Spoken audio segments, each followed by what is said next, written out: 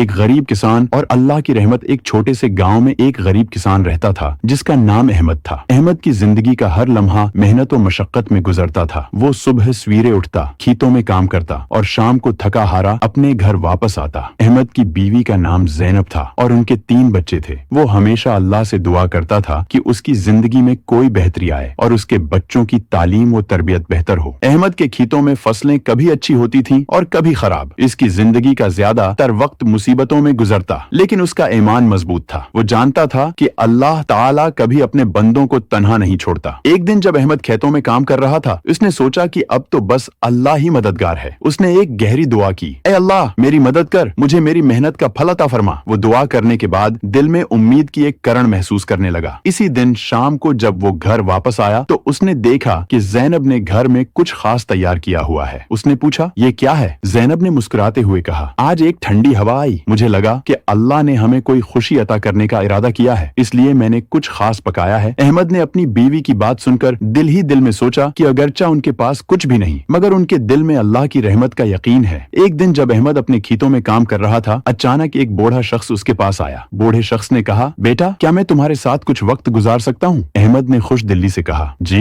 ضرور، آپ کا نام کیا ہے؟ بوڑھے نے جواب دیا، میرا نام ابراہیم ہے۔ احمد نے بوڑھے شخص کو اپنے کھیت کی حالت دکھائی اور اپنی مشکلات کا ذکر کیا۔ ابراہیم نے کہا، بیٹا محنت کبھی ضائع نہیں جاتی، اگر تم صبر کرو اور اللہ پر یقین رکھو تو انشاءاللہ تمہیں بہتر دن دیکھنے کو ملیں گے۔ احمد نے اس بوڑھے شخص کی باتوں سے متاثر ہو کر اسے کھانا پیش کیا۔ ابراہیم نے کھانا کھانے کے بعد احمد کا شکریہ ادا کیا اور کہا، میں تمہیں ایک راز بتاؤں گا، اگر تم اپنی زمین کی ایک مخصوص جگہ پر دعا کرو گے تو اللہ تمہیں برکت دے گا۔ ابراہیم کی بات سن کر احمد نے فیصلہ کیا کہ وہ اس جگہ پر جا کر دعا کرے گا۔ وہ اگلے دن اپنے کھیت کی مخصوص جگہ پر گیا اور دل سے دعا کرنے لگا۔ اس نے کہا، اے اللہ میں تیری رحمت کا طلبگار ہوں، میرے بچے، میری بیوی اور میری زمین کو اپنی برکت عطا فرما۔ احمد کی دعا کے کچھ دن بعد اس کی زمین میں ایک عجیب تبدیلی آنا شروع ہوئی۔ اس کی فصلیں اچھی ہونے لگی اور وہ حیران رہ گیا کہ اس کے کھیتوں میں پہلے سے زیادہ پیداوار ہونے لگا۔ چند مہینوں بعد احمد کی زندگی میں خوشحالی آ گئی۔ اس کی فصلیں بھرپور تھیں اور اس نے اپنے بچوں کو بہتر تعلیم دلانے کا ارادہ کیا۔ وہ اپنے گاؤں کے اسکول میں اپنے بچوں کو داخل کروانے کے لیے گیا۔ ابراہیم نے ایک دن پھر احمد سے ملاقات کی۔ احمد نے خوش ہو کر کہا، ابراہیم آپ کی دعا کا اثر ہوا، اللہ نے ہمیں برکت دی ہے۔ ابراہیم نے مسکراتے ہوئے کہا، یہ سب اللہ کی رحمت ہے، تمہارے ایمان کی طاقت ہے، ہمیشہ اللہ پر بھروسہ رکھو۔ احمد نے فیصلہ کیا کہ وہ اپنی خوشحالی کا کچھ حصہ غریبوں میں بانٹے گا۔ اس نے گاؤں کے لوگوں کو دعوت دی اور اپنے کھیت کی فصلوں میں سے سب کو کچھ نہ کچھ دیا۔ اس نے کہا، جو اللہ نے مجھے دیا ہے میں اسے اپنے بھائیوں کے ساتھ بانٹنا چاہتا ہوں۔